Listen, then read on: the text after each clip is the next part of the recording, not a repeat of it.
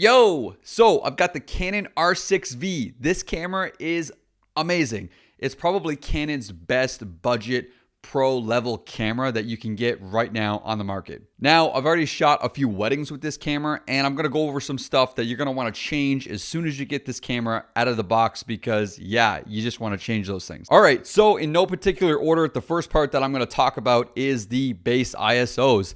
And honestly, this camera shoots pretty good low light. It's not amazing, but it's actually really good. So once you go ahead and you start using this camera for video, you're gonna wanna put it on the M mode, which is for the manual, so you can control everything. When you're at the main screen menu system, if you click on the bottom right, you'll see the ISO there. And what I have done is I have on 3 set registered base ISOs. Now, a lot of people might not like this because I do this because it's the cleanest ISO possible. I have these set to 3. 100, 800, and 6400. Now, if I'm in an environment like this where I can completely control the lighting, I'm gonna put it on ISO 100. You will get 0 grain, 0. I don't know why everyone is like, don't do that because dynamic range, this, whatever. Do what you want. If you like the image and you're like, wow, that's clean, just do it. Who cares what everyone else says? All you're gonna wanna do is click on the register and then whichever ISO you want to choose for that option, go ahead and click on that and it will be registered to that. Now check this out. The ISO 800 and 6400 are the cleanest ISOs you're gonna get out of that camera. So just be aware that when you're shooting, always shoot 800 or 6400. If you're in very low light scenarios, don't shoot lower than 6400. If you try to shoot 5000 rather than 64, believe it or not, the 5000 is actually going to be a lot more grainy than the 6400 because that's what they've set as the cleanest base ISOs.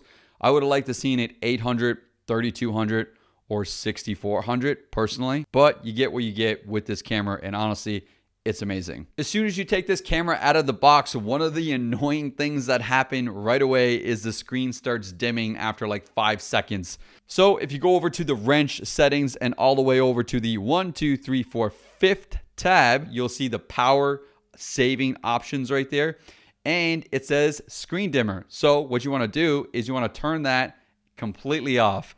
That's what I've done anyway. And if you go back out, you'll also see where it says screen off. I have disabled that one as well because the bottom one where it says auto power off, I actually put that at 5 or 10 minutes depending on what I'm doing. And while you're there, if you go back one tab to the wrench settings, you'll see where it says screen brightness.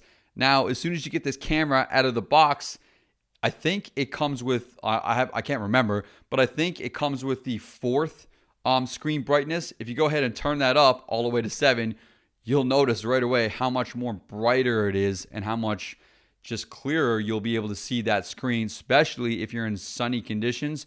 You're gonna wanna turn that all the way up. Now, as soon as you get this camera, some people are gonna wanna shoot the best image quality. You're gonna wanna shoot in C-Log 2. Some people might not know how to set that on their camera, so here's how to do that. And annoyingly, while you're shooting C-Log 2, you might not want to have that like log profile as you're shooting. You might wanna get like a picture profile, like a Rec 709 as you're shooting so you can somewhat see what your image is gonna look like. I'm going to show you how to do that right now. All right, so going to the menu system, choosing the color mode, you'll see that it will say custom picture right there, color filter or picture style. What you want to do is go to the custom picture. And if you see on the bottom left there, it will say change and you can select what you want to shoot.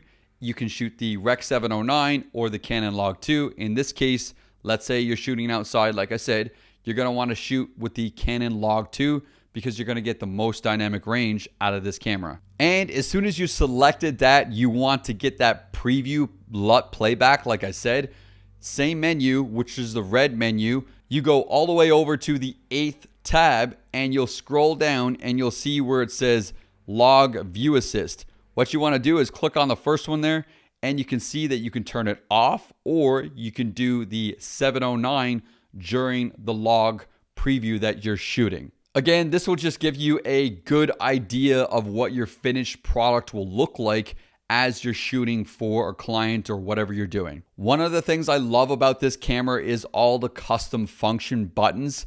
Now I think it's number 6 as false color. If you don't know how to use false color, you've got to start learning how to use false color. It will help your shots immensely. This is a chart what false color does, and I'll show you that and I'll put that onto the camera so you can see when you're hitting red and yellow, you're starting to clip, and blown out highlights look so amateur. And if you don't know this already, the camera comes with Canon's new batteries, and you have to use those batteries if you want to get all the functions from this camera. If you use the old batteries, you won't be able to use all the functions. The camera will tell you when you turn it on. It's not like it won't tell you. It will tell you, hey, you're using one of the older batteries and the fan and certain things on this camera won't work. If you're using this camera in really hot weather, as soon as you get this camera out of the box, I do believe the fan is on auto, but it's on like a low setting. So let's go back to the menu, and if you go to the wrench settings again and you scroll all the way over to the 5th tab, you'll see the cooling fan settings. See how it says auto? You can leave it on auto, or you can leave it on so it stays on all the time and it never turns off. I have mine on auto right now, and I have it on low. I believe that's what the factory resetting, the settings come with, like that. But if you're outside and it's really, really hot, you might want to go ahead and turn it on and just leave it on medium the whole time, or even high. Another really good feature about this camera is it has that record tally light, that red light that shows up. And it's very noticeable that I'm recording right now on this R6V because I can barely see the screen. And obviously it gets really tiny when you're that far away. So the red tally light is a nice little added touch. I didn't want to make this video about IBIS or open gate because there are so many videos on YouTube that go over that. I just wanted to give you my thoughts about this camera because I've got it. I've shot with it. I've shot a few weddings with this camera. And I can honestly say this gives you a very pro level image at a very, very good price. But that's it for this video, and I hope you enjoyed this video. If you did, go ahead and comment, like, and subscribe, and I'll make more content like this.